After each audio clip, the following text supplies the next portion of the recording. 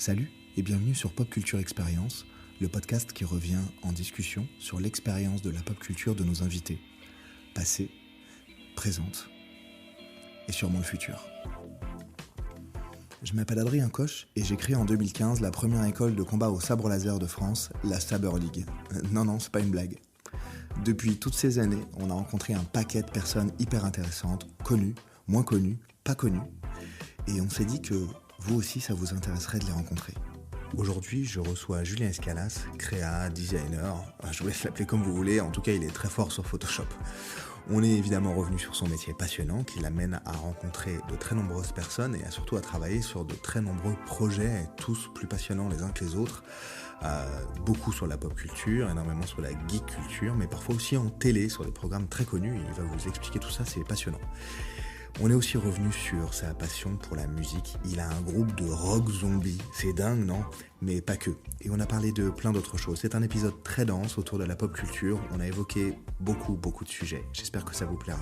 Bonne écoute. Voilà. Au moins, on va l'entendre, ça c'est sûr. On va l'entendre. Je peux supprimer. Parfois, je fais des qui sont pas très intéressants et du coup, je les supprime. Oui, tu vois ce que je veux dire ? Voilà. Salut Julien.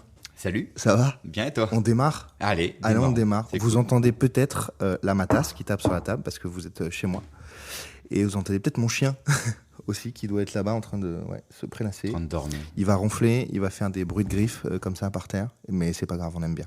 C'est très mignon. On aime bien. Julien, merci d'avoir accepté mon invitation de ce podcast qui n'est pas encore sorti au moment où on enregistre. C'est vrai. Mais on y travaille.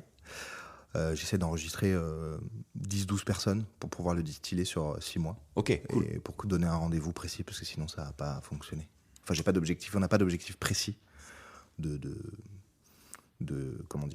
réussite. Juste on fait ça pour rencontrer des gens cool en rapport avec la pop culture et leur expérience de la pop culture, d'où le titre.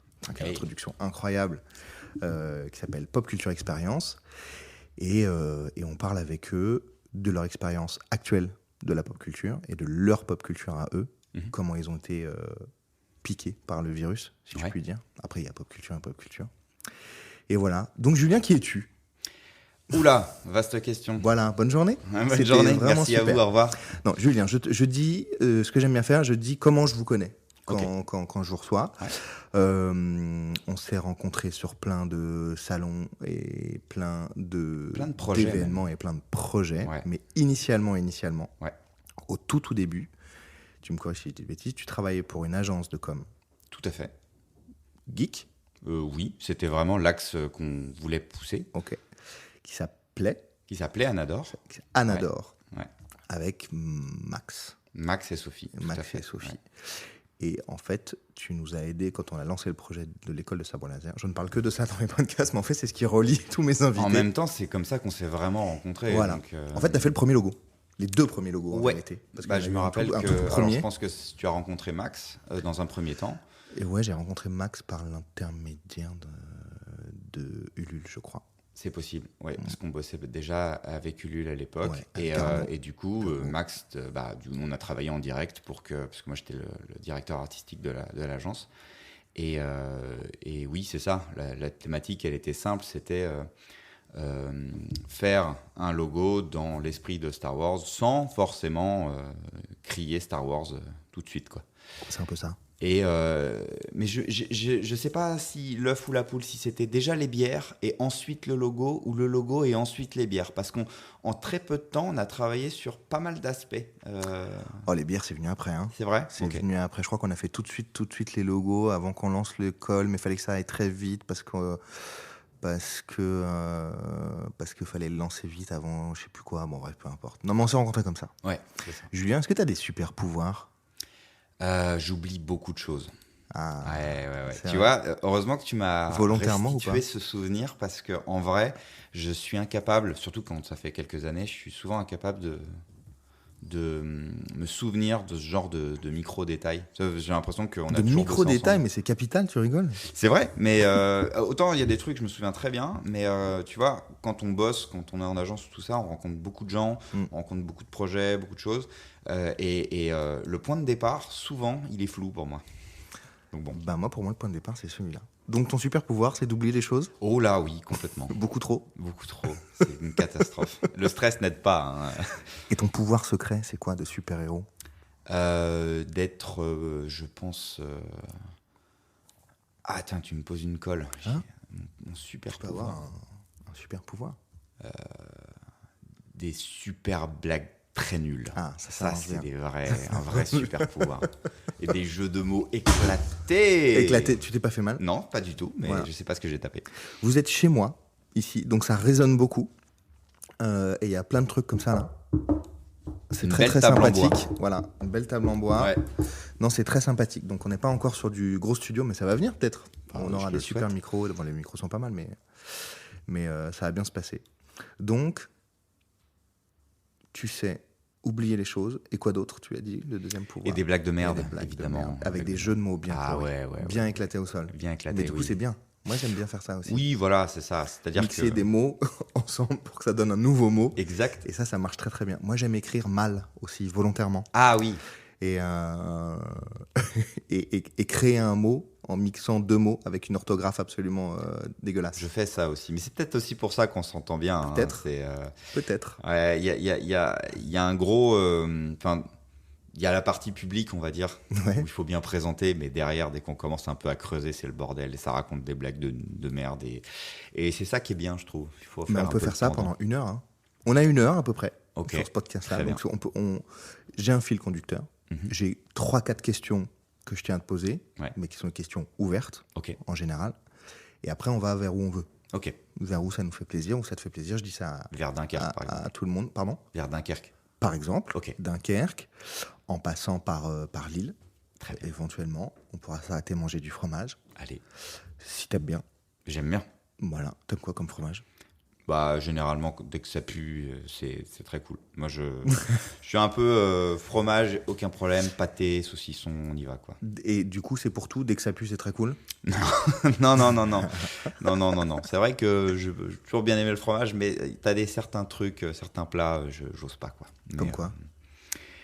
les brocolis, par exemple, Ah. ça pue. Et je suis désolé pour les adorateurs des brocolis, hein, mais Moi, pas du tout. voilà, Je suis tu pas vois. du tout désolé pour les adorateurs de brocoli. Voilà, non, mais faut arrêter, quoi. Les choux de Bruxelles. Voilà, non, voilà. Mais ça- j'en connais plein, moi, des gens qui elles me disent ah, Oui. moi, j'adore ça. Mais ça va pas bien. Mais je ça va pas possède bien. des gens dans mon entourage et je les tolère. Ça, tu les tolères? Oui, je les tolère. Putain, ça, Enfin, il y a ça- une limite quand même, mais je suis très patient. Donc, un de tes super pouvoirs, c'est la tolérance. Parce que Et la franchement, patience, on va tolérer, dire. et la- Ouais, c'est ça. tolérer les gens qui adorent les brocolis, Ouais. franchement, chapeau. Voilà. On pourrait presque s'arrêter là. Oui, je pense aussi. hein, Ah, c'est pas mal. Mais alors, par contre, au sein d'une grosse bataille genre Avengers, ça sert à que dalle, tu vois, comme super pouvoir. Bah, non. Non, Bah, tu vois, Thanos débarque, je lui dis, t'aimes les brocolis? Il me dit, je m'en bats les couilles, en fait. Ça se trouve, il dit oui. Oui, Et toi, tu dis, bah, c'est pas grave. Et il dit, ah, mais personne m'accepte alors que j'aime les brocolis. Et là, tout d'un coup, tu peux devenir le pote de Thanos. ah oui, c'est vrai. Tu vois? Ouais, c'est Parce vrai. que t'es sur l'empathie, sur l'écoute du gars Ouais, pas ouf. qui mais lui ouais. est seul au monde à kiffer les brocolis. Oui, non, c'est vrai. Ouais. Ils font une Puis sa alliance couleur, c'est après, probablement et pas ce c'est qu'il peut-être pour mange. ça qu'en fait, tu sais, il a fait disparaître la moitié de la population. Bah, Mais il a gardé que ceux qui aimaient les brocolis. c'est une faudrait se mettre ça. C'est quand t'es à ce niveau-là d'écriture et de méta-univers, c'est que Mais- c'est bien.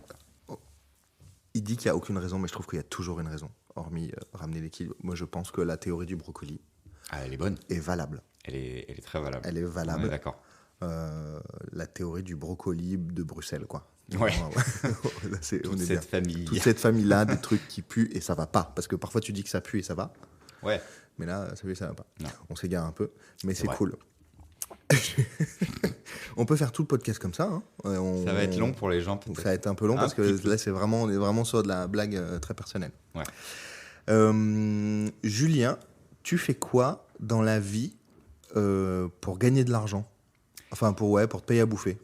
Bah, pour payer à bouffer, bah, j'ai eu la chance, quand on s'est rencontrés, d'être dans une aventure qui était une agence de communication qui se voulait orienter geek. Alors, on avait la moitié de nos clients qui étaient dans les univers de la pop culture, comme toi, par exemple, ou qui l'approchaient des associations, des gens qui avaient vraiment une passion qui se voulait rémunératrice.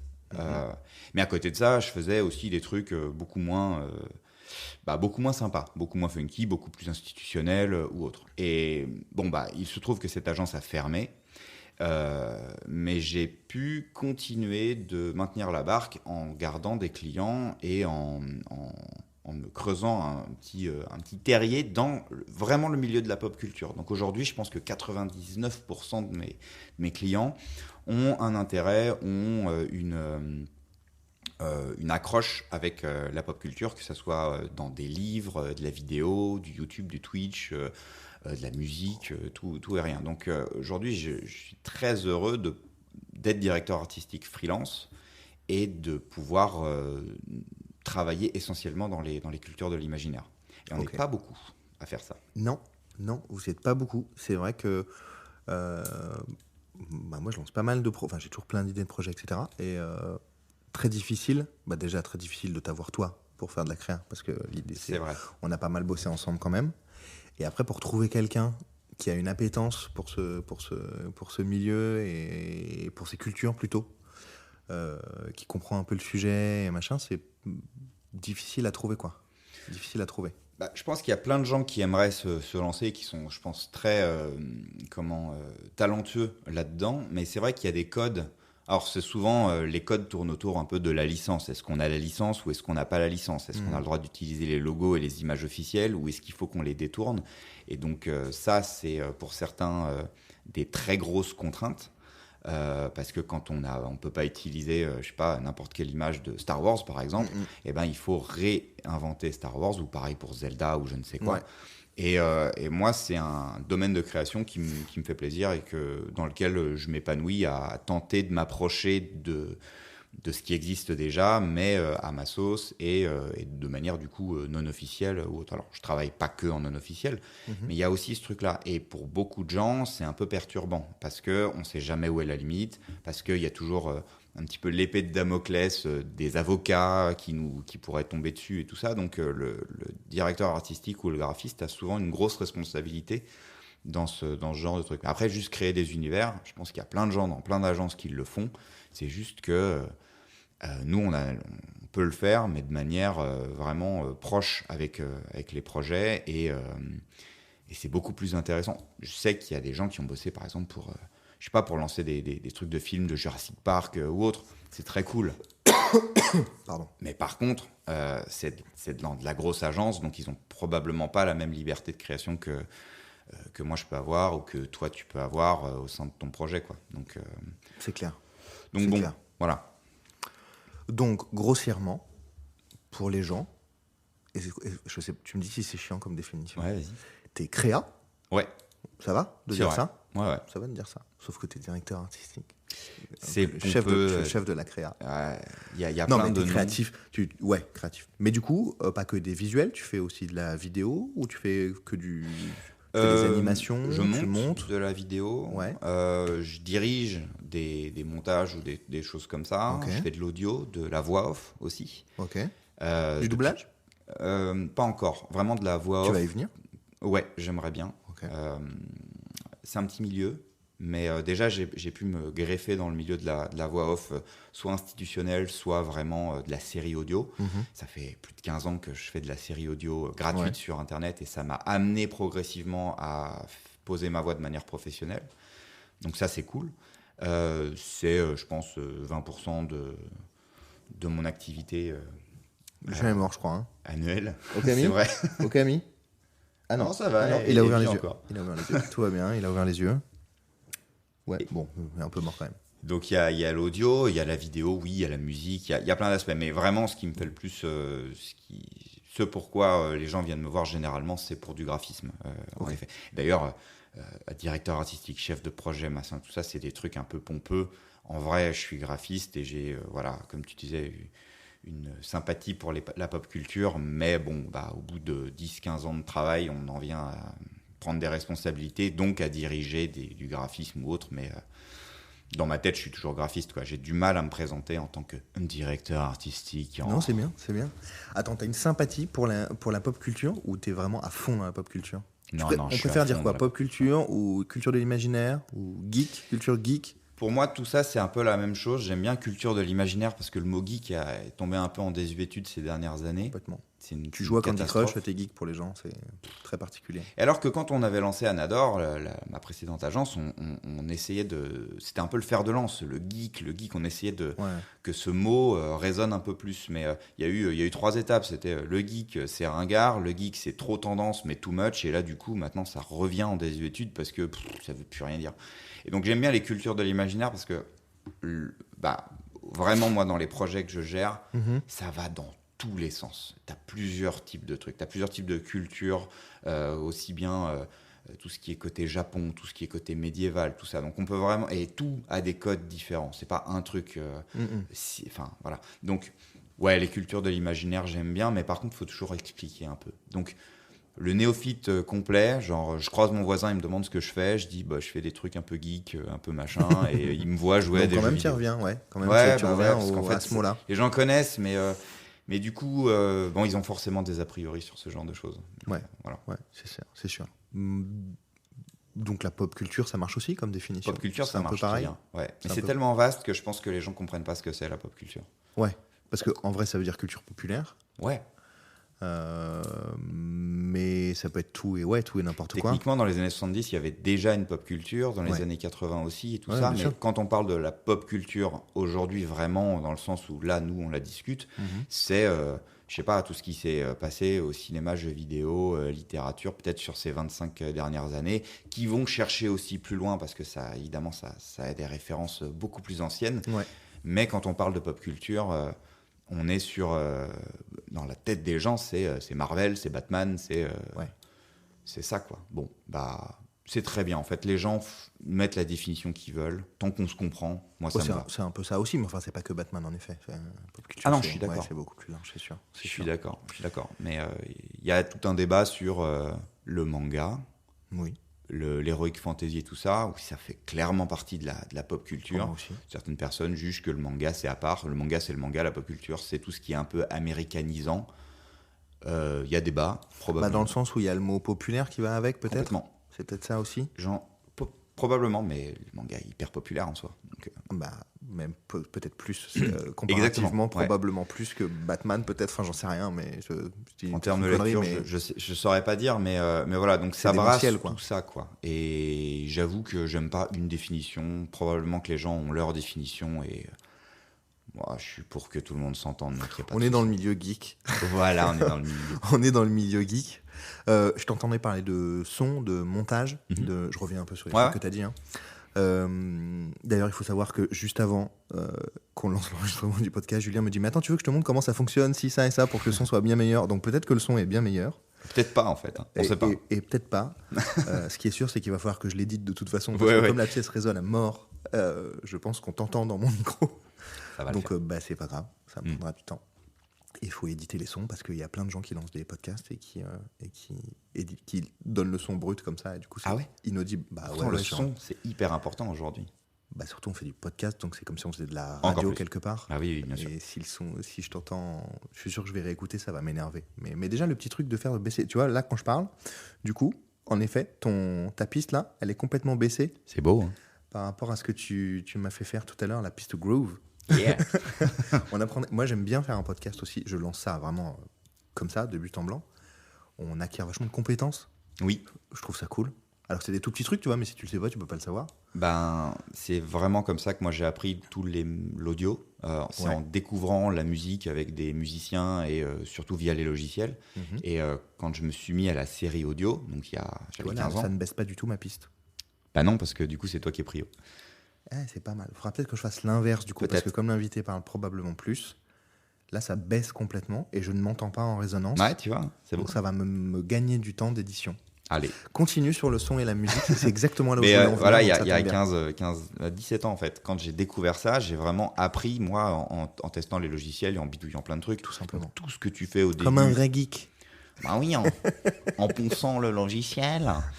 Et en vrai, il n'y a que comme ça. C'est bien d'apprendre comme ça, parce qu'au moins on apprend par ses propres moyens. Probablement, on ne fait pas les bonnes choses au début, mais c'est pas grave. Au moins, mais t'as les doigts dans la bécane. Oui. Exactement. Et c'est ça. Hein. Les manuels comme oui. Alors, je sais pas C'est ça. Mais à l'époque, en tout cas, quand on commençait, on avait moins cette exigence d'avoir le bon son, la bonne vidéo, le bon machin. YouTube n'existait pas. Tout ce qu'on mettait en ligne, c'était un peu à l'arrache, quoi. Maintenant, si tu as un mauvais son ou une mauvaise image, tout de suite, c'est pas ouf. Ouais, franchement, c'est pas ouf. Là, on prend en vidéo, là. Je le prends par acquis de conscience. Je le mettrai sûrement sur YouTube au début. Le but, c'est d'abord le son. On verra bien, mais au moins, je capte le truc. S'il se passe un truc incroyable, au moins on pourra le mettre.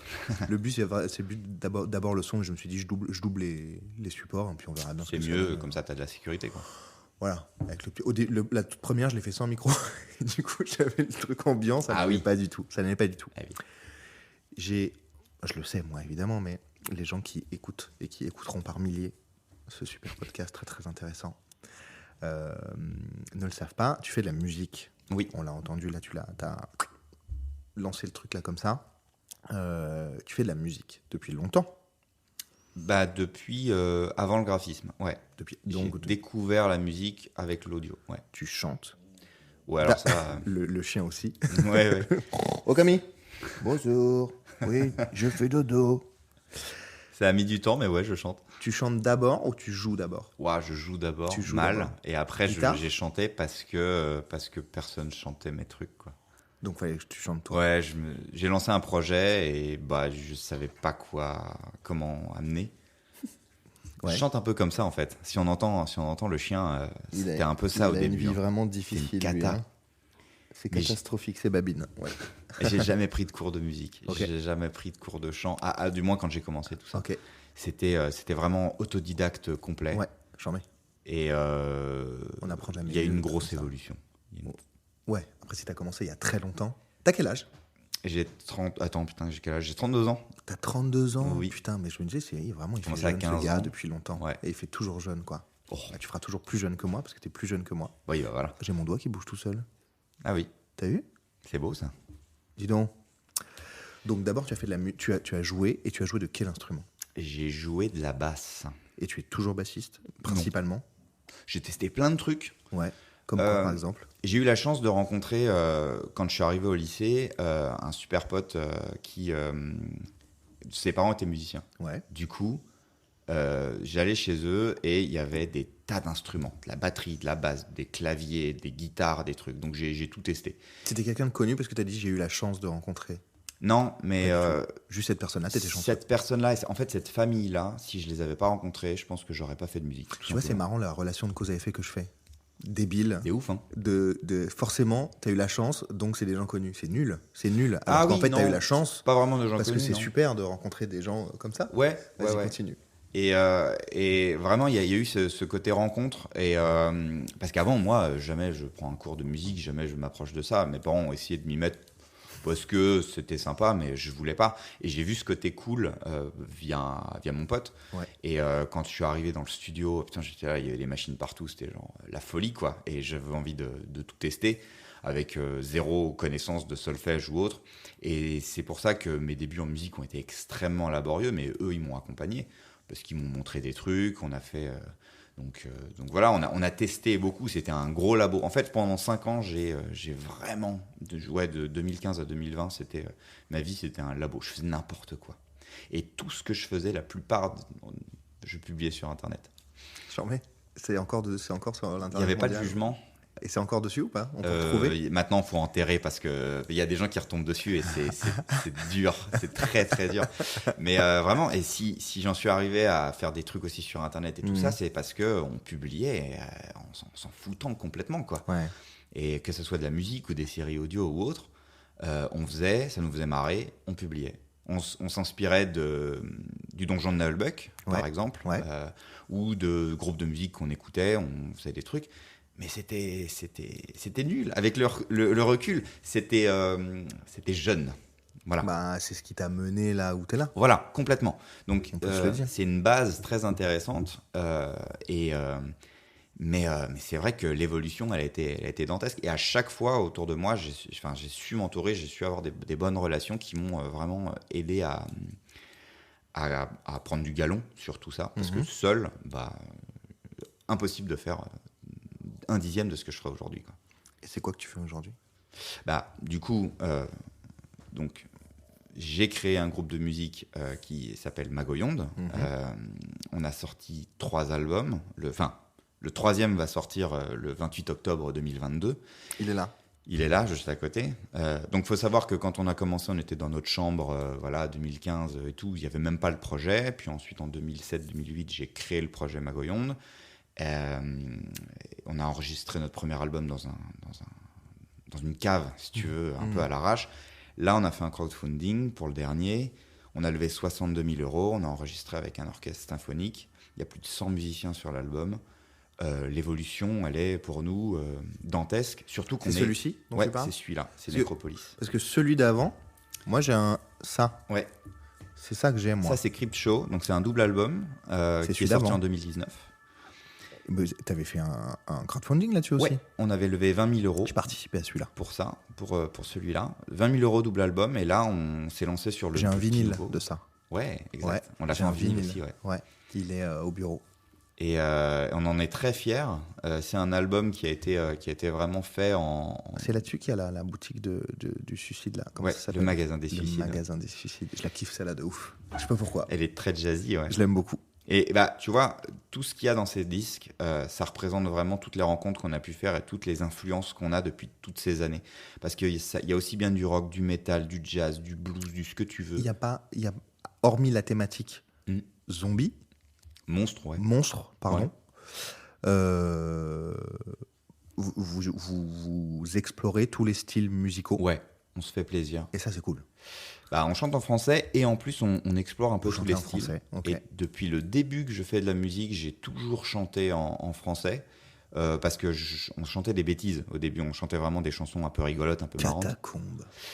Et aujourd'hui, j'ai compris que la langue française, on pouvait écrire des histoires. Donc c'est pour ça que j'ai créé tout un truc, mais avec mes acolytes de Magoyonde, dont on essaye de ne pas caricaturer le métal français. On essaie de faire autre chose. Ouais, mais c'est pas plus mal. Je vois, vous faites aussi un peu des reprises. Ouais. Et il y en a qui ont bien fonctionné, qui ont percé un peu. On peut dire ça. On peut dire ça. Ouais. Percé sur les réseaux, c'est comme ça qu'on dit. Un peu.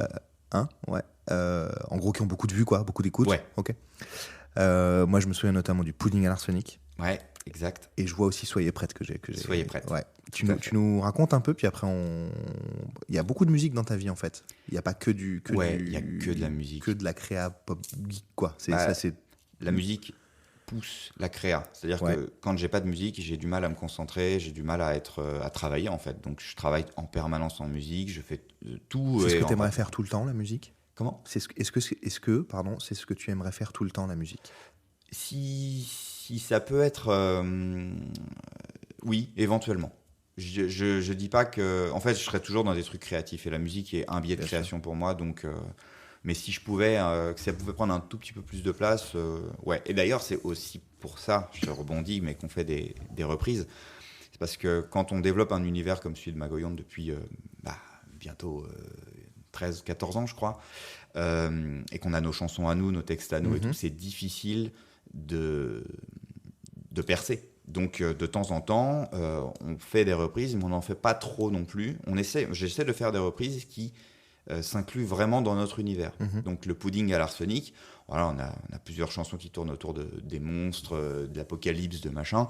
Le Pudding à l'arsenic, il a ce petit côté rigolo, chanté en français, et qui peut être adapté à la sauce rock, qui colle dans notre univers. Soyez prête, la chanson du Roi Lion, elle était comme une évidence par rapport à la thématique de notre nouvel album. Donc on réfléchit à nos reprises et on se donne à fond pour les faire. Et c'est vrai que le Pudding, je crois que ça fait plus d'1 million d'écoutes sur Spotify. Soyez prêts, et en bonne voie aussi. Ouais. Ça aide. Tu gagnes de l'argent avec ça ? Le groupe... Pas forcément les reprises, hein. Le groupe Magoyonde, c'est quelque chose qui te permet... Le groupe, depuis 2014... Retour, quand même, on fait ça pour le plaisir, mais c'est vrai que si on peut en vivre, c'est cool. Alors non, on n'en vit pas, mais le groupe n'est plus déficitaire depuis 2014. Depuis qu'on a créé toute une association autour et tout ça, on s'autofinance. L'argent des disques et... Comment ? J'en mets, c'est sûr. Ouais, c'était pas facile parce que au départ, les répétitions et tout ça, c'était payé par nos deniers perso. Puis au bout d'un moment, ça commençait à faire beaucoup parce que moi je crois en ce projet, donc voilà. Et maintenant, dès qu'on vend des t-shirts, des disques et tout ça, ça nous sert à faire des clips, à faire des disques, à répéter, à aller en convention. Et donc, à pas sortir de... Et de temps en temps, on se fait des petits cadeaux, genre on a besoin de tel ou tel instrument, de tel ou tel truc. Le groupe s'achète ou achète aux musiciens. Et voilà, donc on n'en est pas encore à se verser des gros cachets, parce qu'on est un groupe en développement, et aussi que le métal en français, dans la pop culture, c'est pas facile. Mais bon, pour autant... On entend bien les pompiers, là. Hein. Ouais. Ouais. Mais, et donc t'as ça, mais à côté on fait des crowdfunding et on a eu quand même la surprise de lever 62 000 € pour le dernier album. C'est invraisemblable. Je crois que c'est le 12e ou 13e projet musical de la plateforme Ulule. Ah ouais. On s'y attendait pas. Quand même. On est devant des artistes genre Sins Emilia, les Fatal Picard ou autres, quoi. On a une communauté de ouf. Lourd. Et donc ça a été permis. Cette communauté, elle est née grâce aux conneries que je publiais il y a 15 ans sur le web. Non mais vraiment, il y en a qui sont toujours là. Donc tu vois, on a une évolution qui est folle et qui est palpable. C'est génial. Ouais. T'as un autre groupe, non? T'interviens dans un autre groupe, non? Ouais. J'étais fan du Donjon de Nullbuck et du Null Band. Ouais. On s'en inspirait beaucoup au début. Ouais. On faisait des chansons rigolotes, un peu tout ça. Mais eux, c'est très... ce groupe a vraiment côté folk et les elfes et les nains qui se foutent sur la gueule. C'est vraiment le truc. Il y a un univers de dingue. Et j'avoue que je me suis inspiré de ça pour Magoyonde. Et en 2015, on avait déjà fait des featuring, on avait déjà fait des trucs ensemble. Et ils m'ont proposé de rejoindre le groupe, à la base temporairement, pour remplacer Pain of Chaos, le chanteur qui travaillait sur son jeu vidéo. Okay. Et ils m'ont jamais demandé de partir. Donc maintenant, je cumule les deux groupes. Et d'ailleurs, on fait des mash-ups sur scène, métal, parce que le Null Band est très proche du métal. Il y a beaucoup de métalleux qui écoutent et tout. Donc on fait des reprises métal avec Magoyonde et le Null Band. Ils chantent quoi, Null Band? C'est quoi le truc connu chez eux? Mon ancêtre Gurdil. Ouais. Où on tape sur les tables et on est des nains, des trolls farceurs. Ouais. Et ça fait plus de 20 ans que ça existe. Et pareil, ça a été publié sur Internet. Et il y a une communauté qui est née. C'est très rigolo, ça. Dès que tu le chantes dans un...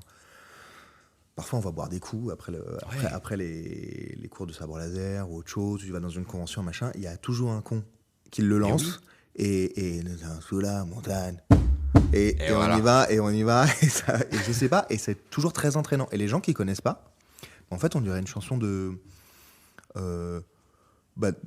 rugby, en fait, c'est d'après. Petite chanson paillarde, une chanson paillarde, où t'as envie de taper sur les tables, de taper sur le ventre, et boire un coup, et c'est très rigolo. Et les gens se prennent très facilement au jeu.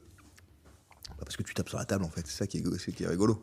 Surtout que Gurdil, c'est une des premières chansons qui a été faites par Pain of Chaos. Ouais. Avant, il y avait, je crois, même pas le Null Band qui existait. Il avait publié quelques chansons. Puis ensuite, vu l'engouement autour de toutes ces créations-là, il y a eu un groupe qui s'est monté, pareil, avec des rencontres. Et la série audio, c'est devenu... une BD, des romans, des jeux, maintenant c'est porté sur Switch, c'est un truc de fou en termes d'évolution. Et c'est hyper inspirant de voir qu'on va n'importe où en France, que même des scouts chantent Gurdil ou autre, même moi, j'avoue. Ça a dépassé complètement la fonction, quoi. La première chanson que j'ai découverte, c'était Gurdil, quoi. Donc c'était drôle. Et de faire partie aujourd'hui de ce groupe-là, c'est chouette parce qu'on voit vraiment...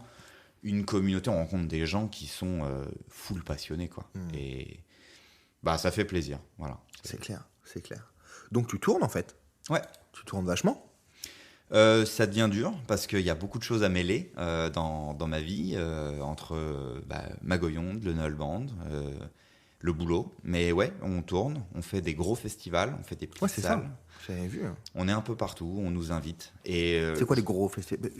J'insiste sur le truc, les gros connus machin, parce que les gens vont s'identifier et mieux connaître, je pense, les choses. C'est quoi les gros trucs que vous avez fait? Alors, par exemple, on a joué au Motocultor Festival, donc festival de métal. On était le seul groupe un peu folk comme ça, le Motocultor en France. Ouais. Donc, c'était assez impressionnant. Alors, c'était à Saint-Nolff, mais a priori, ça va bouger. Donc Bretagne à fond, et on avait déjà joué en 2016. D'ailleurs, c'était à l'époque, donc j'avais que mon expérience avec Magoyonde. 2015, je rentre dans le Null Band. 2016, on fait le Motocultor, plus grosse scène ever. On n'était que 5. Il n'y avait pas de batterie, il n'y avait rien, c'était que du métal. Et ben, le Naël Band avait plus de monde devant eux que la tête d'affiche de la soirée. Et ça en dit long sur le fait qu'on est sur quelque chose de français, on est quelque chose de divertissant et autres. Et ça m'a poussé à continuer aussi, moi, dans mon délire avec Magoyon, parce que je me suis dit, ok, en fait, les gens, ils demandent ce genre de truc. Il y a une demande. Il y a un vrai truc. Et donc, donc Motocultor, ou alors Trolls et Légendes, par exemple, gros festival en Belgique. Puis on a fait des super salles, des trucs. On a fait le Trianon à Paris. Que vous Naël Band, Magoyon et le Nicolite Orchestra. Génial. Et c'était pour les 15 ans du Naël Band. Énorme soirée. Et puis on pourrait refaire. Un soir, vous avez un soir, ça. Ouais. Okay. C'est génial. Et rêve de faire des salles fou, quoi. C'est trop bien. J'adore cette salle, en plus, le Trianon, et de pouvoir le faire comme ça. On l'avait fait avec Magoyon sur un tremplin en 2011. Ouais. Et on s'était dit, un jour, on reviendra. Et ce sera nous. Ouais, alors c'était le Naël Band, mais on était là en soutien, quoi. Ouais. Et ça fait super plaisir. C'est ce genre de très belle salle à Paris où tu kiffes quand tu y joues, quoi. C'est clair. Mais c'est trop bien. Ouais. C'est trop bien. Merci Julien, je déconne, c'est pas fini encore. Il nous reste une bonne demi-heure. Donc la musique, ça fait en fait grave partie intégrante de ton quotidien et de ce que tu aimes faire. On reste dans des, si je puis me permettre, des sphères geek. Ouais. D'accord, sur des choses au sens noble du terme, je veux dire. Sur les cultures de l'imaginaire, quoi, en tout cas. Ça me paraît plus clair, culture de l'imaginaire, que je geek, pense, quand on en parle comme ça. Parce que c'est très clair, c'est les cultures des mondes de l'imaginaire. Donc ça me paraît assez simple à comprendre. Parce que pop culture, ça fait un peu comme on disait, un peu mainstream, quoi. Je pense. C'est vraiment la culture Marvel au cinéma. Ça fait grave partie, en fait, mais... Bien sûr. Mais bon. Mais c'est ce qu'on m'a dit déjà. On m'a dit, pop culture, c'est vraiment les Américains, c'est ce qu'ils font. Et moi, je voyais ça plus large, mais quand on en vient en discuter avec des gens qui consomment Netflix, des jeux vidéo ou autres, mais qui sont un peu en retrait de ces milieux-là. Pop culture, ça a l'air d'être plus côté Amérique, et alors que culture de l'imaginaire, ça a l'air d'être un peu plus vaste. J'en sais rien. Bon. En tout cas, c'est ce qui te correspond, c'est ce qui me correspond aussi dans une mesure. Enfin, c'est ce qui nous correspond dans une certaine mesure, il n'y a pas que ça. Pour résumer grossièrement, très grossièrement, tu as deux groupes de musique. Ouais. Un peu monstrologiste. Voilà. J'ai sorti un mot là, je savais pas trop ce qui allait sortir. Au fur et à mesure que le mot est sorti, je l'ai terminé. Le monstrologiste, c'est pas mal. Hein. On utilise anthologie monstrueuse, nous. On fait une anthologie des monstres. Ça marche bien. Ça marche bien. Ouais. Un autre groupe. Nanique. Nanistique. Nanistique. Non, j'allais dire un peu fantasy. Oui, fantasy, ouais, voilà. C'est ça. Qui se rapproche un peu du monde qu'on connaît, un peu connu, Seigneur des Anneaux, etc. Oui, il y a des chansons librement inspirées. Okay. De toute façon, tout est corrélé complètement. Donjons et Dragons, tout ça, quoi. Ouais, Donjons et Dragons, tous les trucs là, Netflix, machin, les gars, Stranger Things, et tout le bordel, où j'ai des dés avec des démons, des dés chelous avec plusieurs faces qui tournent pas. Bon, c'est bizarre, c'est très étrange. Et tu interviens professionnellement, mais aussi par passion, j'imagine, sur de la création, sur ton métier de créa, beaucoup sur les mondes de l'imaginaire. Ouais, essentiellement maintenant. J'ai vu passer des trucs Mask Singer et tout là. Oui, je travaille aussi pour la télé. Ah ouais. Mais tu le dis pas. Encore une fois, des rencontres. Il y a quelques années, je bossais avec une boîte de déco. De temps en temps, je vais sur ton site, tu sais, je sais pas pourquoi. Okay. De temps en temps, je vais regarder un peu. Je tombe sur une publication et tout, et je vais tiens, il y a ça qui se rajoute comme référence à ça. Dis donc, il a bossé pour Mask Singer, pour ci, pour ça, pour truc. Pour la télé. En fait, c'est le milieu geek qui a apporté ça. Artec Déco, avec qui je travaille depuis super longtemps, on s'est rencontrés à peu près en même temps avec Anador. On faisait essentiellement des shootings cosplay ou autres, donc très... Est-ce que tu peux nous dire, pour ceux qui ne savent pas, Artec Déco, c'est quoi ? Alors, Artec Déco, c'est une société qui fabrique des décors, tout simplement. Tout simplement. Pour initialement le théâtre, mais c'était il y a une paire d'années, et puis progressivement, qui a essayé de se diversifier en approchant les cultures de l'imaginaire, parce qu'il y a besoin de décors, il y a besoin pour de la photo, pour de la vidéo. De l'immersion, quoi, avec du décor professionnel. Et donc pendant très longtemps... On fait l'escape game aussi, il me semble. Ouais, voilà. ça a commencé avec le côté YouTube, Ouais. faire des décors pour des émissions pour, je sais pas, Cyprien, Mhm. Norman ou je ne sais quoi. Mhm. Puis ensuite, les escape games ont eu la cote. Donc, on s'est mis à travailler, parce que je travaille aussi beaucoup avec, mais Ok. on s'est mis à travailler pour des escape games. Et puis, maintenant, c'est des décors de stream, même. Les streamers font appel à Artec Déco pour ça. Et vu que... Moi, j'ai pas fait appel à Artec Déco, là. C'est la déco de chez moi. pas grave. Pas du tout. C'est pas grave, du tu tout. pourrais. Mais c'est ils pas sont si mal. pris, quand C'est même. pas si mal. C'est pas si mal. Mais oui. Il y a un côté un peu. C'est pas si mal. Mais c'est très bien. Un peu, c'est plus sobre que certains décors de télé, donc ça va, c'est cool. Ce serait un peu gênant si tu avais un décor de télé dans ton salon. Là, Gênant. Ouais. Mais voilà, et du coup, de fil en aiguille, en fait, les prods se regroupent parce que tu as les networks de youtubeurs ou je ne sais quoi, et donc t'en viens à travailler pour la télé. Et c'est un exercice qui est rigolo, quoi, parce qu'on travaille sur des énormes émissions. Je découvre mon taf quasiment en direct sur des Lego Masters. C'est très dans l'immédiateté, la télé. Oui. C'est très à la dernière minute. Donc, il faut travailler vite. Et c'est quelque chose que je sais faire, que je n'aime pas forcément faire, mais que j'ai l'habitude de faire. Du coup, oui. Et ça ajoute des très belles refs. Forcément. Et puis, tu développes d'autres compétences, tu rencontres d'autres gens. Voilà. Tu nous cites 3-4, juste pour savoir, pour qu'on se figure un peu, 3-4 références d'émissions sur lesquelles tu as bossé. Qu'est-ce que tu as fait, en gros ?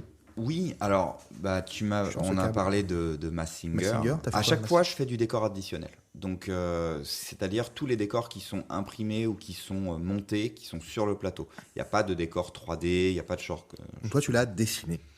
Je fais les éléments graphiques qui sont ensuite placardés sur du bois, Ok. Enfin, vraiment, c'est ce qu'on appelle du décor additionnel. Okay. S'il y a un mug, s'il faut qu'il ait un dessin dessus. Voilà. Okay. Donc, j'ai fait ça. J'ai fait Drag Race France dernièrement. Excellent. Pareil, toujours décor additionnel. Ouais, toujours des décors additionnels. Il fallait créer des fausses affiches de drag, des faux trucs pour recréer des décors sur le plateau, quoi. Qu'est-ce qu'il y a eu d'autre ? Parce qu'en fait, il y en a eu pas mal. Et parfois, c'est juste des trucs en coup de vent. Tu m'as parlé de Lego Master ? Lego Master, ouais. J'ai fait un truc de domino aussi, tu sais. Ouais, ok. Ouais. Enfin, voilà. Et pareil, il fallait qu'autour des dominos, il y ait des structures, il y ait des... voilà. Bon... Et puis après, j'avoue que je suis un peu mauvais, ça aussi. Il faudrait que je revienne sur mon site pour voir ce que j'ai mis en avant. C'est ton super pouvoir. Oui, j'oublie. On y revient. Et toujours. On y revient. C'est moi qui te rappelle ce que tu as fait. Bah ouais. C'est rigolo. En fait, c'est triste, mais aussi, c'est l'avantage que j'ai, c'est que je travaille sur tellement de projets parfois qui s'emboîtent. Je travaille un jour sur un truc, le lendemain sur un autre et tout.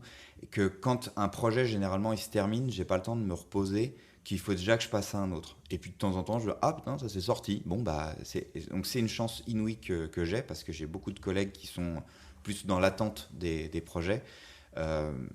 Et donc, parfois, je sais que j'ai des choses à faire pour telle ou telle émission ou tel salon. Et je ne vois le résultat que 4 mois plus tard. Donc, en fait, j'oublie parce que mon temps de travail dessus, ça a été une demi-journée, une journée. Où là, on a fait des trucs pour Senseiya dernièrement, pour un salon en Belgique, par exemple, un décor de stand énorme. Je crois que je verrai jamais le résultat final, tu vois. Donc, c'est facile d'oublier pour moi ce genre de mission. C'est aussi ça. C'est parce qu'il s'en fout aussi. Il le dit pas, il s'en fout. Il trouve ça nul. Je rigole. Il s'en fout, donc il oublie. Non, je m'en fous pas. Justement, en fait, je suis plutôt attaché au truc que je fais, même si c'est pas ouf, parce que je veux voir l'évolution suivant les années. Et il y a plein de trucs qui me glissent entre les doigts. Donc, je peux pas tout archiver, quoi. Bah non, c'est comme ça. Hormis Massinger, je trouve que Drag Race, Lego, Domino, je trouve que ça rentre, à mon avis, dans le spectre de la pop culture et de la geek culture un peu. Je trouve que complètement. J'arrive pas vraiment à exprimer comment, peut-être rapport aux jeux déjà, Lego, Domino, etc. Le fait de jouer les jeux de plateau, les jeux de table, etc. C'est très présent dans ce milieu-là. Et d'ailleurs, la propension de vente de jeux de plateau, etc., c'est démentiel depuis des années. On pourrait penser que les jeux vidéo, PlayStation et consorts, et en fait, pas du tout. En fait, évidemment, si, quand on parle de FIFA, par exemple, il y a des millions de ventes, mais les jeux pour jouer à plusieurs, en vrai, avec quelque chose de physique, les jeux de plateau, donc, entre autres, ça a explosé, quoi. Ça a explosé. Donc, ça a un rapport. Ça touche un peu à l'enfance aussi. Hein. Et du coup, j'ai l'impression que notre génération, et la télé se l'a un peu accaparé, revient un peu sur les trucs qui nous faisaient kiffer quand on était gamin, et que du coup, ils ont compris que les gens qui regardent aussi la télé, qui ont 30, 40 ans, bon, bah, ils jouent au Lego, ils jouent au domino. Déjà, nous, quand on était gamin, il y avait les domino day, les jetés de domino et tout ça.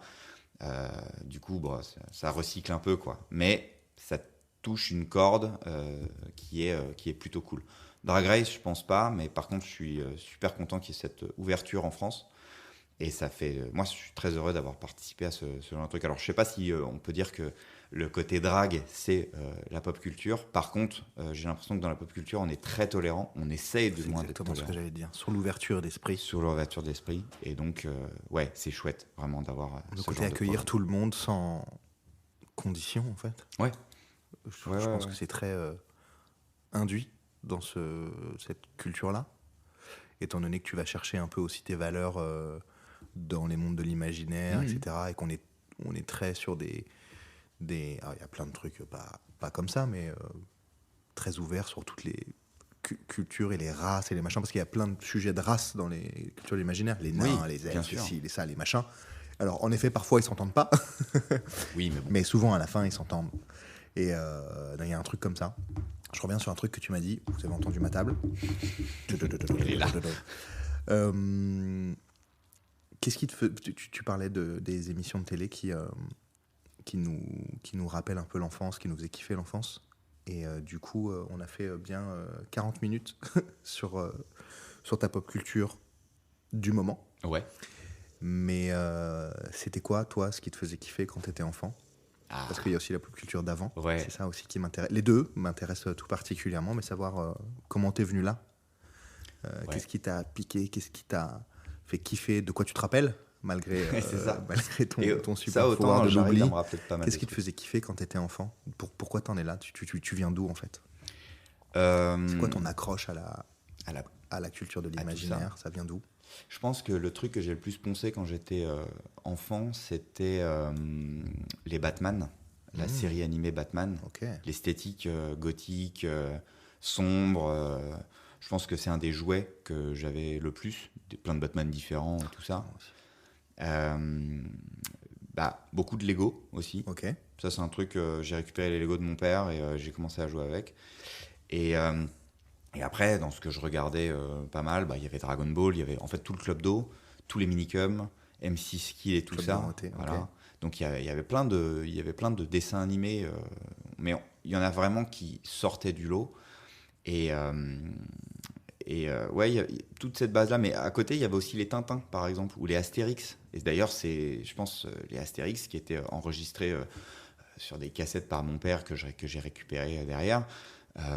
C'est aussi pour ça qu'on a fait des reprises d'Astérix ou même du Roi Lion, tu vois, tout ce qui est Disney et tout, c'est quand même... j'ai pas eu, moi, ces traumas de certains qui ont vu des Disney et qui ont eu des profonds traumas. Moi, je pense que certains, je les comprenais pas, donc... Donc voilà, c'est à les regarder maintenant, tu te dis, c'est chelou, mais c'est pas grave. Voilà. Il y a deux, trois trucs, c'est chelou. Il y a deux, trois trucs, c'est chelou. J'ai revu Dumbo, là, pendant le confinement, c'était une expérience. C'est chelou. Alice au Pays des Merveilles, c'est pareil. Mais en fait, c'est très chelou. Ouais. Non, mais ça m'a construit un peu le côté.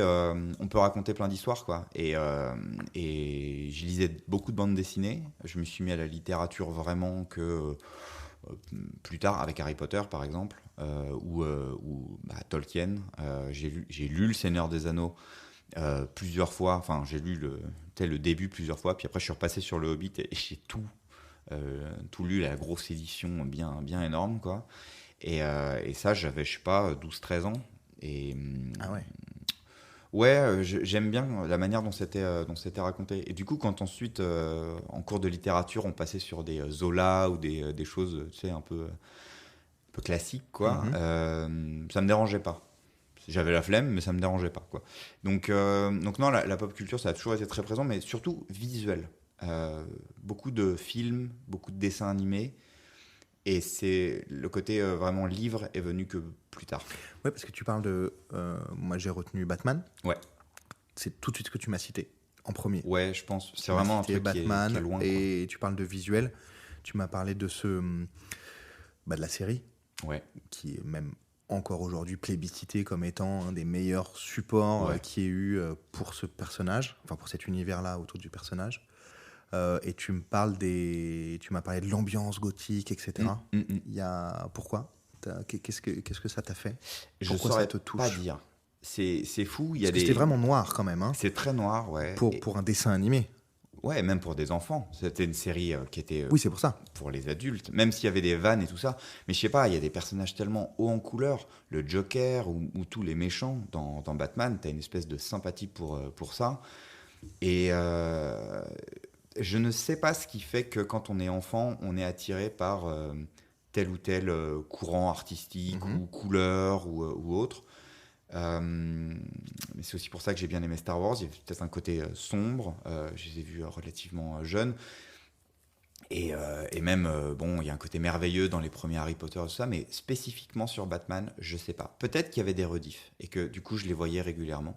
Mais tu vois, je pense autant regarder Batman que Dragon Ball. Mais c'est Batman qui m'a le plus... Qui est venu par là, en tout cas, c'est ce qui a le plus marqué. Ouais.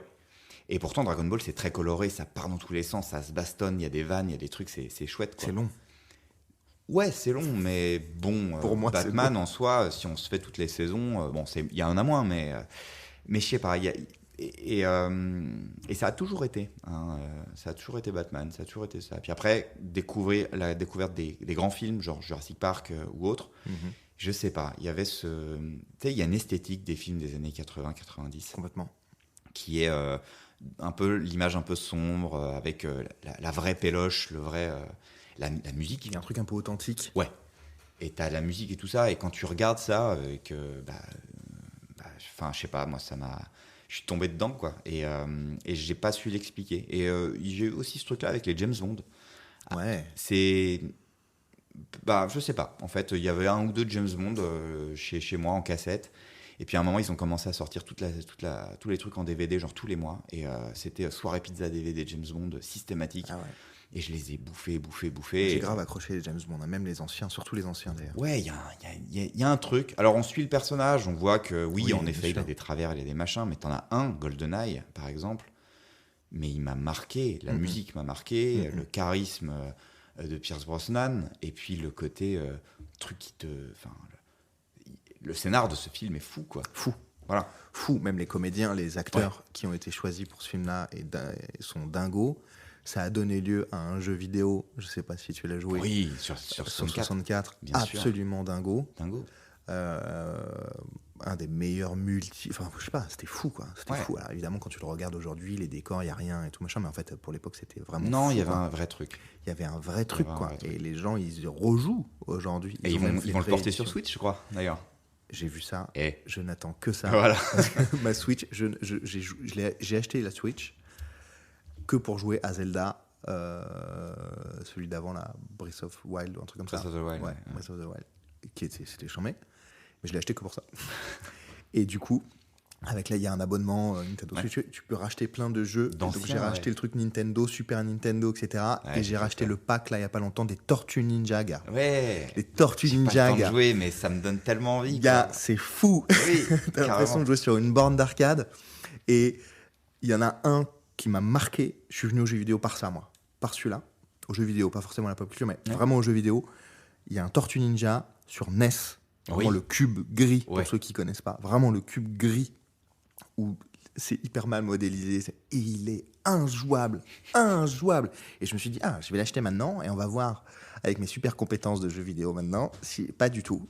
Pas du tout. J'arrive toujours pas à jouer. C'est insupportable. Hyper dur. C'est injouable. C'est injouable. Ouais. Et c'est fou, c'est trop bien. Je me suis plongé des heures dedans. C'est vraiment trop bien. Il y a un truc sur les films, je voudrais revenir sur les années 80-90. Il y a un truc que j'aimais bien, moi aussi, que j'aime toujours. C'est le doublage en français. Oui, complètement. Ça m'a aussi poussé à me dire que la voix était un vrai truc, tu vois. Que c'était pas... Enfin, tu vois, quand j'ai découvert qu'on pouvait regarder les films en VO, au départ, ça m'a fait bizarre. Alors aujourd'hui, c'est vrai que j'oscille entre les séries et tout ça. J'ai peut-être un peu plus de mal à voir des nouveaux films en VF. Mais les doublages... pour moi aussi. Et j'arrive pas à l'expliquer parce que j'aime profondément la VF, enfin l'acte du doublage, tout ce qui est comédien, tout ça. J'ai eu la chance aussi d'en rencontrer beaucoup. C'est des gens qui ont une passion formidable et qui ont un talent de dingue. Et c'est vrai que quand tu vois à quelle école ils ont été, tous les films qui ont été faits dans ces années-là, où il y avait du temps d'adaptation, il y avait du temps de travail sur le doublage, c'est invraisemblable. Et c'est ça, je pense, qui nous a fait apprécier le cinéma. C'est ça qui nous a fait apprécier. À un moment, j'ai raté l'avion. Ah, mais c'est une folie. C'est une folie, voilà. J'en suis sûr. Je ne sais pas quand est-ce que je vais publier ton interview et les autres qui sont déjà passés et à venir. J'ai reçu il n'y a pas longtemps un comédien de doublage qui s'appelle Adrien Larmande, qui double sur les jeux vidéo, Star Wars notamment. Et si tout se passe bien, je vais recevoir aussi un gars que tu dois connaître qui s'appelle Donald Renew. Oui. Ouais. Et un autre il me répond plus. Il m'avait dit oui, mais il me répond plus, qui s'appelle Bruno Choel. Ok, je connais pas ce. Ok, alors Donald, pour ceux qui, je les ai reçus sur un événement de sabre laser, donc c'est pour ça que on a pris les numéros. Je leur ai dit, je vais faire un podcast. Je l'avais pas du tout lancé à l'époque. Vous voulez venir ? Oui. Et je parle d'eux parce que on parle de doublage là. Bien sûr. Donald, il double notamment, et c'est pour ça que je vais venir au français par rapport à ce qu'on aime plus trop aujourd'hui dans l'écoute française. Mais Donald, il double notamment Spider-Man. Ouais, Spider-Man. Enfin, un millier d'autres trucs très connus. Bien sûr. Mais Spider-Man notamment. Et j'ai joué, et Bruno Choel, il double notamment Evan McGregor et Johnny Depp. Ah oui, ok. Voilà. Et lui, il me répond pas du tout, c'est un ancien, etc. Non. Donc c'est quand il sera content. Et Donald, je vais le recevoir bientôt, je vais aller le voir, je ne sais où.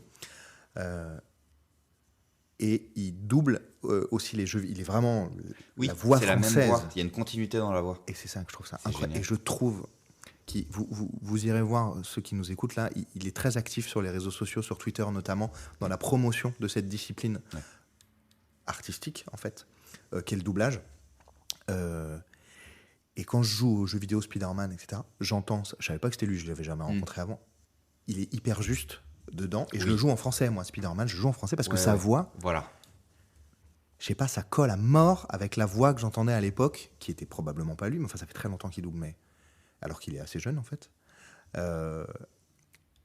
Et on n'en a pas parlé pendant des années, puis là, c'est en train de revenir avec tous ces gars-là qui sont en train de, même toi, je veux dire, qui s'impliquent dans les voix off, les ci, les ça, etc. Il y a un truc qui se repousse, là, un peu sur le doublage français, où c'est... Je sais pas, j'y connais rien, j'en parlerai avec ces gars-là quand je vais les recevoir. C'est comme si c'était très bien dans les années 90, un peu moyen après, et puis là ça revient, et on en parle de plus en plus, et je re-regarde des choses à nouveau en français. Qu'est-ce que t'en penses ? Alors, complètement, je pense que ça a été très bien, mais ils étaient dans l'ombre dans ces années 90, ils étaient très peu connus, ils faisaient pas de plateau. Alors qu'on reconnaît immédiatement les voix. C'est la voix de machin, etc. Ça. La voix de Julia Roberts, ça, machin, etc. On connaît par cœur. Et c'était des gens qui étaient des comédiens qui avaient des carrières dans le théâtre, qui avaient des carrières parfois même devant la caméra, mais qu'on connaissait aussi pas mal par leur voix, quoi. Mais on mettait pas de focus sur eux. Et oui, il y a eu un tournant. Alors je saurais pas dire quand, mais il y a eu un focus qui a été fait sur ces comédiens. Et je trouve que c'est super. Par contre, c'est mon sentiment, mais je suis pas dans le milieu, j'ai ce sentiment quand même que ce focus, il intervient tard parce que, mais enfin, mieux vaut tard que jamais. Certes. Qu'aujourd'hui, il y a moins de moyens dans le doublage, les délais sont beaucoup plus courts, c'est moins bien fait, et du coup, probablement que leurs conditions sont plus difficiles, et c'est aussi pour ça que certains doublages ou certaines séries sont un peu faits à la va-vite. Il y a beaucoup plus de demandes aussi, vu qu'il y a un énorme focus sur ça. Et ils ont besoin, mais c'est un petit milieu, il n'y a pas de place pour tout le monde. Mais l'arrivée des Netflix et tout ça a fait que les prods devaient être beaucoup plus rapides. Et donc, à mon sens, j'ai l'impression qu'il y a une espèce de perte de qualité, alors qu'on fout un énorme coup de projecteur sur toute la discipline et sur des têtes en particulier. Et c'est dommage, parce qu'il y aurait eu ça 15 ans avant. Et ça aurait pu être dingue, parce que c'est vrai qu'ils n'étaient pas beaucoup, il n'y avait pas tant que ça de doubleurs. D'ailleurs, quand on regarde tous les dessins animés et tout, on se rend compte que c'est tout le temps les mêmes. C'est exactement ça. Tous les Astérix, tous les Lucky Luke, tout ça, c'est les mêmes gars. Ouais. Et que maintenant, du coup, il y a de plus en plus de demandes et tout, mais il y a des monuments qu'on a connus, certes, mais il y en a plein qui sont un peu restés dans l'oubli, ce qui est dommage, quoi. Parce que c'est des gens qui ont participé à voir grandir et à l'épanouissement de je ne sais pas combien de millions de personnes, quoi. Donc, bon. Mais il y en a plein des anciens, si je puis dire, qui reviennent, qu'on met en lumière maintenant, mais c'est très très spécifique. Les voix des Simpsons, la voix notamment du génie, voilà, de Robin Williams, etc. Les réseaux là s'en réemparent. Voilà. Parce que c'est des voix très très marquantes des années 90. Et ça, je pense que c'est réellement notre génération qui a aussi un peu poussé ça. Parce qu'il y a eu des conventions, il y a eu tous ces trucs où on pouvait rencontrer les gens. Ouais. Et je ne sais pas qui a été le premier comédien de doublage qui a été invité dans whatever convention, mais c'était un très bon move parce que... nous, on est des gens, comme on disait juste avant qu'on commence, on aime collectionner, on aime renouer aussi avec notre enfance, notre passé, les jouets, ça. Il n'y a jamais eu autant de gens qui ont collectionné des jouets que maintenant. Et du coup, la voix que tu as entendue quand tu étais dans ton canapé à bouffer tes chocs à pic quand tu avais 10 ans... tu bouffais des chocs à pic, toi? Ouais, j'étais team Nesquik un peu. Chocolat, vas-y, il n'y a pas de problème. Ok, team choco. Mais cette voix-là, si tu peux l'avoir, tu deviens fou. Parce qu'il t'a accompagné, quoi. Et tu as revu les épisodes. Et puis, donc, ouais, je pense que c'est tout lié à notre génération, ça, ce truc-là. Et ça fait plaisir aussi. Ça fait plaisir. Franchement, j'ai eu la chance de rencontrer Brigitte Lecordier plusieurs fois. Elle tourne vachement sur les conventions maintenant. Ouais, et on a fait des trucs et ça. Et là, je vais l'inviter pour l'avant-première. Je vais inviter... Brigitte Lecordier à l'avant-première de mon disque. Pour ceux qui ne savent pas, Brigitte Lecordier, elle fait quoi? Elle fait par exemple Oui Oui. Elle fait plein de voix dans Dragon Ball. Est-ce qu'elle fait Non Non? Elle fait Non Non. Elle fait aussi La Petite Mort récemment avec David Mourier. Peut-être. Elle fait Peut-être. Également. Elle fait Bof. Moyen. Et heureusement qu'il y a des gens comme Brigitte et comme toute sa team. Elle n'a pas bossé sur Dragon Ball? Comment? Dragon Ball? Elle a bossé sur Dragon Ball, ouais. Parce que tu le dis pas, elle fait pas mais si, un je l'ai personnage. dit, Ah non, tu l'as dit? J'ai pas écouté. Ouais. Dans ma blague nulle, j'ai pas écouté. Mais c'est pas grave. Mais et donc tu l'invites sur ton album? Alors, pour la sortie de ton album? Ouais. Pourquoi? Parce que l'album... Elle chante, Brigitte? Comment? Elle chante? Non, elle chante pas, Brigitte. Mais l'album, plus tard, on va faire une série audio qui est liée avec l'univers qu'on est en train de faire. Et donc, avant, je voulais faire participer des copains de la série audio. Et maintenant que j'ai eu la chance de rencontrer des comédiens de doublage, je pense que je vais aussi ouvrir des caméos. Et donc Brigitte en fait partie. Et c'est une personne adorable. C'est trop bien. Et c'est super chouette de pouvoir être un peu sur tout ça et de se dire que la voix de Non, elle va écouter, elle va être là. Alors que quand j'étais gamin, franchement... ça fait longtemps qu'elle fait ça. Tu peux te... C'est fou, hein? Ouais. C'est génial. Tu crois qu'elle aimerait bien participer à ce podcast? J'allais te suggérer que je pense que Brigitte pourrait être une personne super parce qu'elle a... Je la connais pas pour le coup. Là, j'invite que des gens que je connais forcément.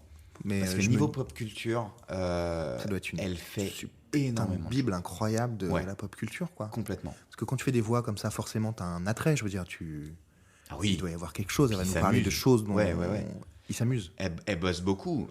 Mais l'avantage aussi que je pense qu'a Brigitte, comme un Daniel Renew ou autre, c'est qu'elle a su être avec l'évolution de son temps.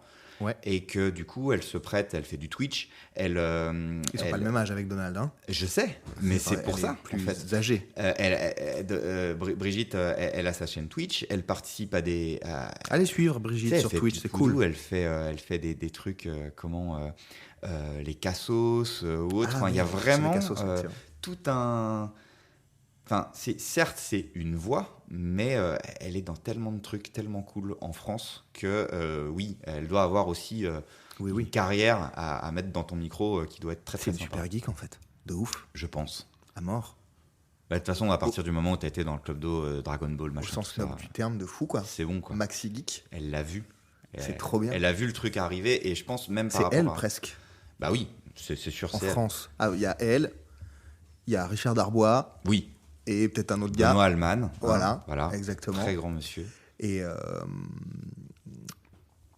Patrick Poivet, qui est décédé malheureusement, mais la voix de Bruce Willis, qui vous a accompagné dans tous les films de Bruce Willis des années 90 et encore récemment. Malheureusement, il est décédé. Tu vois, tous ces gens, j'ai eu l'occasion de les rencontrer. Et c'est incroyable de voir l'humilité. La chance. C'est des projets, hein. C'est que des projets. C'est fou. Et je m'estime très chanceux. Voilà. C'est pour ça qu'à aucun moment dans les choix que j'ai faits ces 15 dernières années, je me dis j'ai merdé. Parce que j'ai pu rencontrer des gens de fous, j'ai pu un petit peu cultiver ma pop culture, tu vois, même si je n'ai plus le temps de jouer aux jeux vidéo, ça me saoule, j'ai plus le temps d'aller au cinéma comme je veux et tout. J'essaie de me tenir au courant. C'est un choix, tu fais un choix. J'ai fait le choix le temps est un choix. aussi. Le temps est un choix. Oui, c'est vrai. Mais voilà, et du coup, de rencontrer tous ces gens-là, bon, bah, je pense que ça boucle un truc. Et après, bah, il faut créer aussi tous les trucs dedans, parce que là, on est quand même beaucoup resté sur le passé. Et tu as énormément de choses trop cool qui arrivent, qu'il ne faut pas négliger. Donc voilà, mais c'est quand même sympa de rencontrer, d'échanger autour de toutes ces périodes qui devaient être créativement juste dingues, quoi. Ce que je retiens de ta pop culture, là, quand même, c'est qu'elle est très orientée son, en fait. Ouais.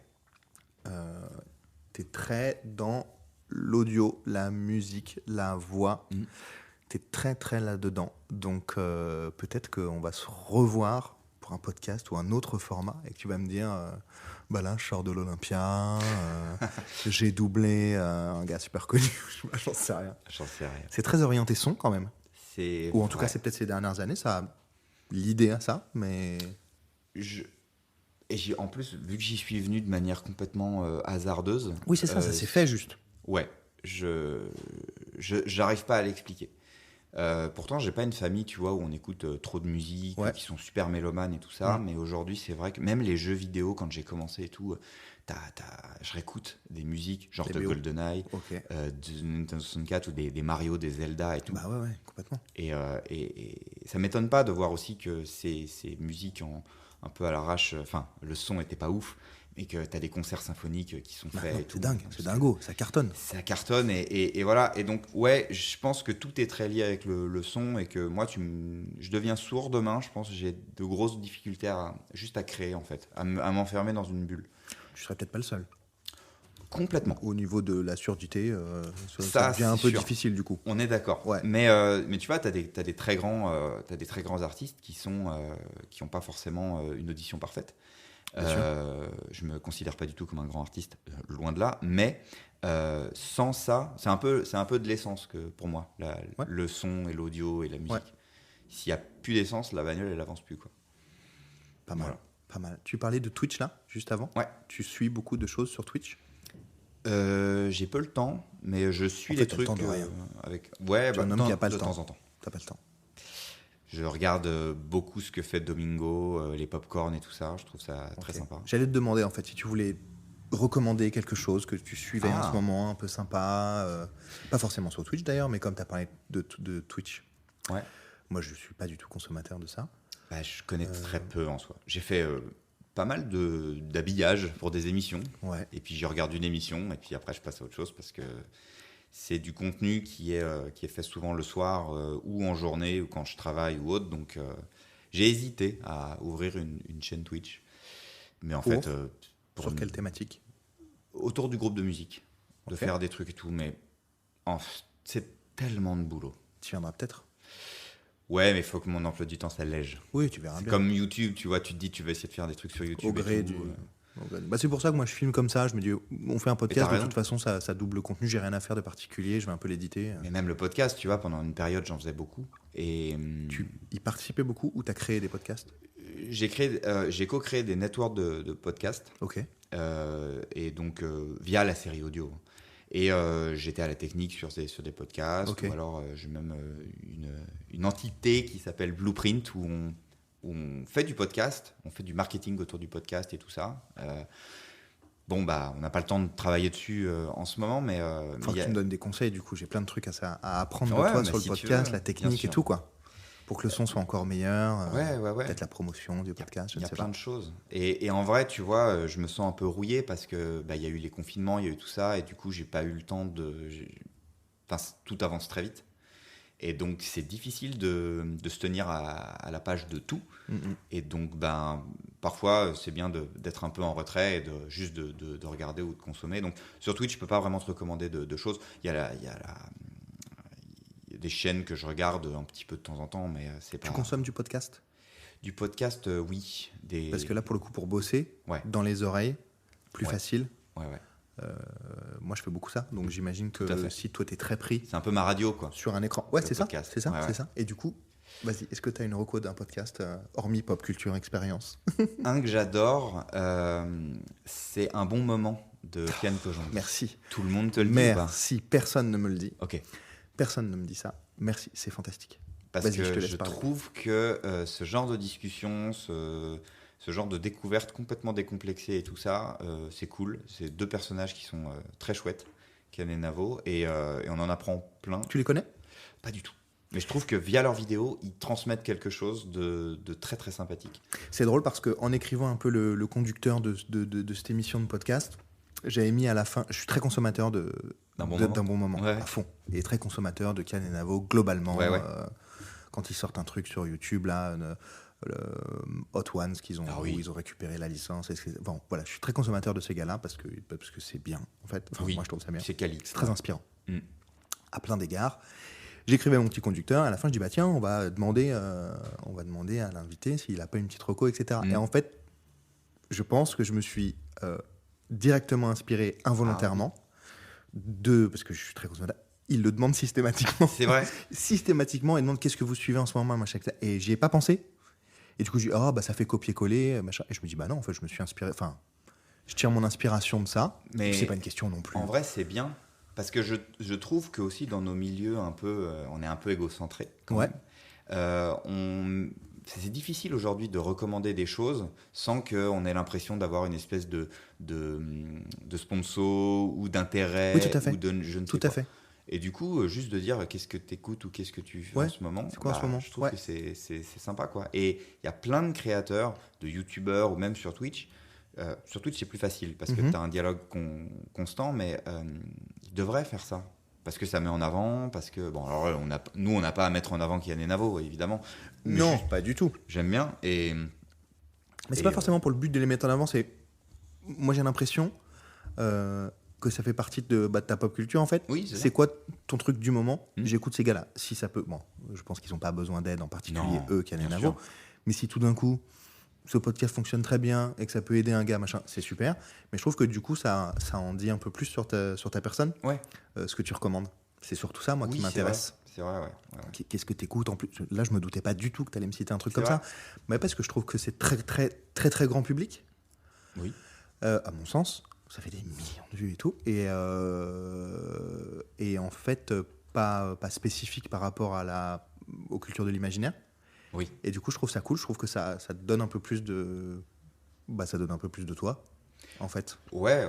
Tu sais, c'est pas parce qu'on est dans que ça, hein. Oui, c'est pas parce qu'on est dans la pop culture qu'on vit et qu'on consomme la pop culture au quotidien. D'ailleurs, je me rends compte que ton intérieur, vu tes activités, ton intérieur est relativement sobre. Et en termes de pop culture, j'ai un Lego manette, Friends là, ici. Tu vois, non mais voilà. Et oui, c'est pour la déco. Ouais, c'est déco comme ça. Moi, j'aime bien la déco, j'aime bien aussi ça, mais c'est vrai que souvent les gens pensent que du coup on est à jeter des dés toute la journée, qu'on se trimballe en armure quand on va à Monoprix, quoi. Et non, en fait, on est des gens normaux. Alors certains le font.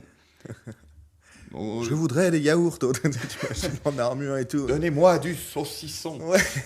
Jetez un dé de 6 et... C'est ça. Non, vous n'avez pas le droit au saucisson. C'est quand même très drôle, je pense. Ouais, je pense que voilà. Tu sais, les gars qui vivent vraiment en totalité dans l'univers. Ce serait fantastique. Jeu de rôle et tout. Ouais. Combien ça coûte ? Jetez un dé de...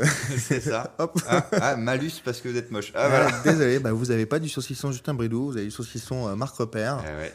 C'est ça. Ouais. Ce serait drôle. Vous vous approchez d'un poulet. En fait, ce n'est pas un poulet, c'est une grosse. C'est un mec de l'URSSAF.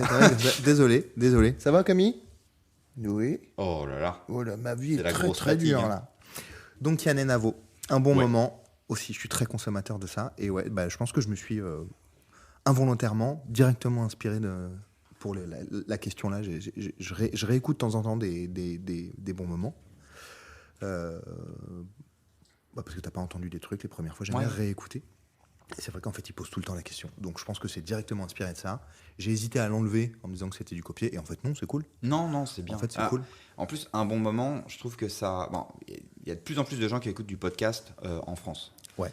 Parce que c'est devenu... Nous, quand on a commencé avec Radio Kawa, Radio JV, Synops Live, à l'époque, on diffusait que des séries audio, genre Nullbuck, Reflet d'Acide et tout ça. Ouais. La notion même de podcast, elle était que connue aux États-Unis. En France, c'était vraiment niche, trop niche. On a toujours essayé un peu d'en vivre du podcast et tout ça.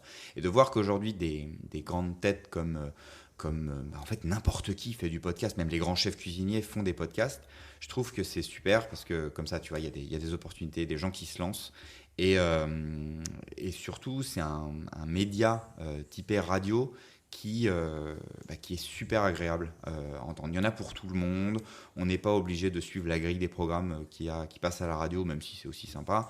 Et voilà. Et franchement, quand nous on en faisait du podcast, on aurait aimé qu'il y ait cet engouement autour de ça. Donc c'est bien de recommander aussi des podcasts et aussi de recommander des gens qui créent et qui font avancer, qui mettent ça en lumière, quoi. Donc bon.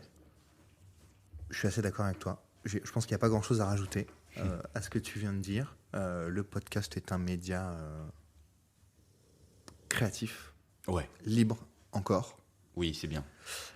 Évidemment, il faut de la pub, etc. pour ceux qui fonctionnent très bien, pour soutenir la chose, parce qu'il ne suffit de pas grand-chose pour se lancer. Puis c'est du taf. Un petit peu de budget pour acheter il faut un bon ordi, de micros, et puis...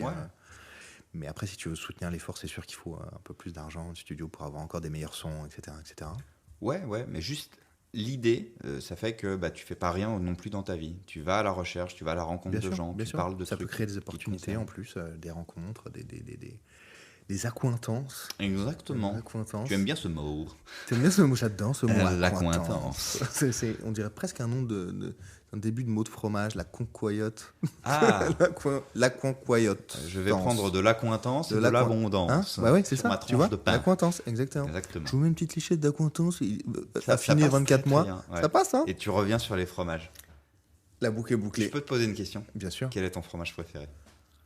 Tu me sors le Babybel, je m'en vais. Non. Mon fromage préféré... Pendant mon enfance, ça a été très beaucoup le reblochon. Ah ouais. Très, très beaucoup. Ouais. Notamment avec tout ce que tu peux faire fondu avec. Oui. Notamment la tartiflette. Je suis très, très parmesan. Ouais. Très, très... ça pue les pieds, ce truc-là. Là, ça pue, c'est top. J'aime les trucs qui puent, mais le parmesan... Non, mais ça pue pas autant que le vieux Lille ou du tu vois, maroilles et tout. Alors, ça pue beaucoup, mais dans la bouche, ça pue moins. Oui, c'est vrai. Les trucs qui puent beaucoup. Je suis très mozzarella. Ouais. Scarmozza, c'est un peu fumé, tu vois, un peu comme ça. Très italien en ce moment. Oui, c'est bien. Très italien. Mais j'ai été beaucoup reblochon. On avait une baraque à Annecy, machin, donc c'était directement lié avec la région et tout, il y a très longtemps. Donc, ouais. Et toi ? On va terminer. Tu sais quoi ? Ce sera le mot de la fin. C'est quoi ton fromage préféré ? Je pense que c'est le Mont d'Or. Merci Julien. Merci beaucoup. Salut. Merci de votre écoute. On espère que vous avez passé un excellent moment et que vous avez pris autant de plaisir à l'écouter que nous à le réaliser. Si vous souhaitez soutenir ce podcast, un pouce, des étoiles, des commentaires en fonction de la plateforme que vous utilisez, on sait tous comment ça fonctionne. Ça mange pas de pain et ça nous aide énormément.